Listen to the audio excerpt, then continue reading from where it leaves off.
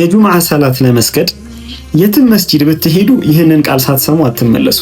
ወለዚክሩላሂ አክበር የሚለውን ቃሉ በሰፊው ስለሚታወቅ ትርጉሙን ብዙዎቻችሁ በሚባል ደረጃ ታውቁታላችሁ። አላህን መውሳት፣ አላህን መዘከር በላጭ ነው እንደማለት ነው። ነገር ግን አህባቢ ሐቂቀተን ወለዚክሩላሂ አክበር የሚለውን ቃል አላህን ማውሳት በላጭ ነው ታላቅ ነው የሚለውን ቃል አላህ ምን እያለ እንደሆነ በደንብ የገባው ሰው በደንብ ባይባል እንኳን በከፊል ይህንን ቃል የተረዳው ሰው ዚክር ላይ ያለው አቋም ፈጽሞ ነው የሚቀየረው።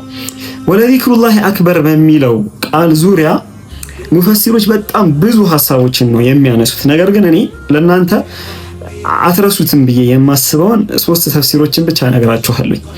የመጀመሪያዎቹ ወለዚክሩላሂ አክበር የሚለውን ቃል ለመረዳት አያውን ከመነሻው ማየት አለብን ይሉና አላህ በዚህ አያ ውስጥ ኡትሉ ማ ኡህየ ኢለይከ በማለት ነው የሚጀምረው።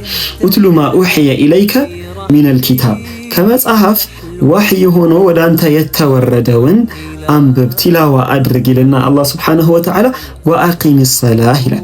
ሰላትን አቋቁም። ሰላት ለመቋቋም ወይም ሰላት ሆና ለመቆም ከንያ አንስቶ የሚያስፈልጓት ሸርጦች፣ አርካኖች እንዲሁም ደግሞ ሀይአዎች መዋቢያዎች አሏት ማለት ነው። እነዛን ነገሮች አሟልተህ ሰላትን አቋቁም ካለ በኋላ አላህ ሱብሓነሁ ወተዓላ ኢነ ሰላተ ተንሃ ዐኒል ፈሕሻኢ ወልሙንከር ሰላት በእርግጥም ከፋሕሻ እንዲሁም ደግሞ ሙንከር ከሆኑ ነገሮች ትከለክላለች አለ። ፋሕሻ እና ሙንከር የሚለውን ባጭሩ ለማስቀመጥ ፋሕሻ ማለት ፉሕሽ የሆኑ ንግግሮች፣ ጠያፍ የሆኑ ንግግሮች ሊሆኑ ይችላል፣ ተግባራቶች ሊሆኑ ይችላል፣ ሸሪዓችን ያቀባቸው የከለከላቸው ማለት ነው።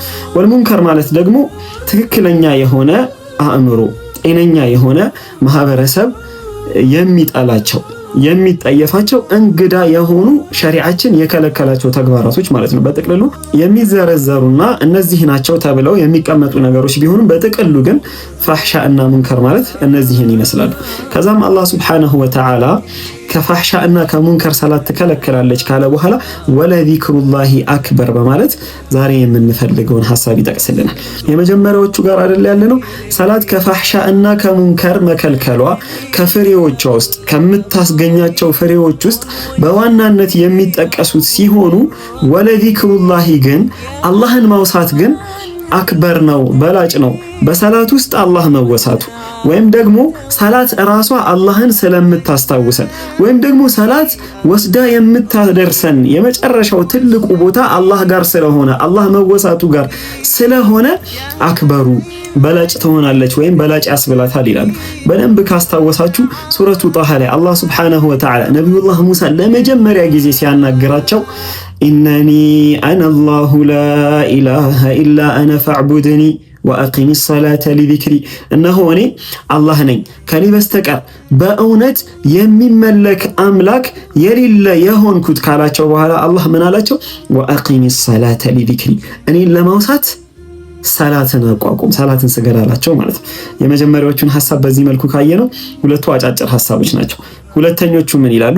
ወለዚክሩላሂ አክበር ማለት ይላሉ ወለዚክሩላሂ ኢያኩም አላህ ሱብሓነሁ ወተዓላ እራሱ እናንተን መዘከሩ እናንተን ማውሳቱ አክበሩ ሚን ዚክሪኩም ኢያሁ እናንተ እሱን ከማውሳታችሁ በላጭ ነው። አላህ እናንተን ማውሳቱ ማለት ምን ማለት ነው?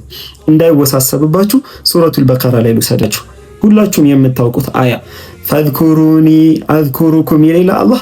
እናንተ እኔን አውሱኝ እኔ ደግሞ እናንተን አወሳችኋለሁ ይላል። አዎ፣ ስለዚህ እናንተ አላህ ሱብሓነሁ ወተዓላን ስታወሱት አላህ እናንተን ማውሳቱ እናንተን መዘከሩ በላጭ ነው። እናንተ እሱን ከመዘከራችሁ በላይ እንዳይወሳሰብባችሁ ደግማችሁ ስሙት።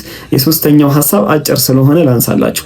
ወለዚክሩላሂ አክበር ማለት አላህ ሱብሓነሁ ወተዓላን ማውሳት በላጭ ነው ማለት አይ አክበሩ ሚን ኩሊ ሸይኢን ተዝኩሩነሁ ማለት ነው። እናንተ ከምትዘክሩት ከምታወሱት ከምታነሷቸው ሐሳቦች በጠቅላላ አላህ ሱብሓነሁ ወተዓላን መዘከራችሁ አላህ ሱብሓነሁ ወተዓላን ማውሳታችሁ ስለ አላህ ሱብሓነሁ ወተዓላ ማውራታችሁ ስለ አላህ ሱብሓነሁ ወተዓላ አያዎች ማውራታችሁ በላጭ ነው ማለት ነው ይላሉ። እዚህ ጋር በጣም እንድታስተውሉት የምፈልገው ነገር አላህ ሱብሓነሁ ወተዓላን ማውሳት እየተወዳደረ ያለው ከሁሉም ነገሮች ጋር አይደለም። አላህ ሱብሓነሁ ወተዓላን ማውሳት እየተወዳደረ ያለው አክበር ከሆኑ ነገሮች፣ በላጭ ከሆኑ በጣም ከሚወደዱ ከሚበረታቱና ከሚደገፉ ነገሮች በጠቅላላ ማለት ነው። ይህንን እምላችሁ አክበር በሚል ወዘን አፍዓል በሚል ሚዛን የትኛውም ቃል መጥቶ ለውድድር ከቀረበ በአረብኛ ቋንቋ ለምሳሌ ፉላኑን አጥወሉ ሚን ፉላኒ እከሌ ከእከሌ ይበልጣል ይረዝማል የሚለውን ለማስተማር አጥወል የሚለውን ቃል ከተጠቀሙ አፍዓል ወይም አክበር የሚለውን ቃል ከተጠቀመ ሁለቱም ረጅም ናቸው፣ ሁለቱም ትልቅ ናቸው፣ ሁለቱም በላጭ ናቸው የሚልን ነገር ነው የሚጠቁመው ማለት ነው። ስለዚህ አክበሩ ሚን ኩሊ ሸይኢን ማለት ትልልቅ ከሆኑ ነገሮች በጠቅላላ ስለ አላህ ማውራት፣ አላህን መውሳት፣ አላህን መዘከር በላጭ ነው ማለት ነው የሚያስይዘው ይላሉ። አላህ በሰማነው የምንጠቀም ያድርገን። ወሰላሙ አለይኩም ወራህመቱላሂ ወበረካቱ።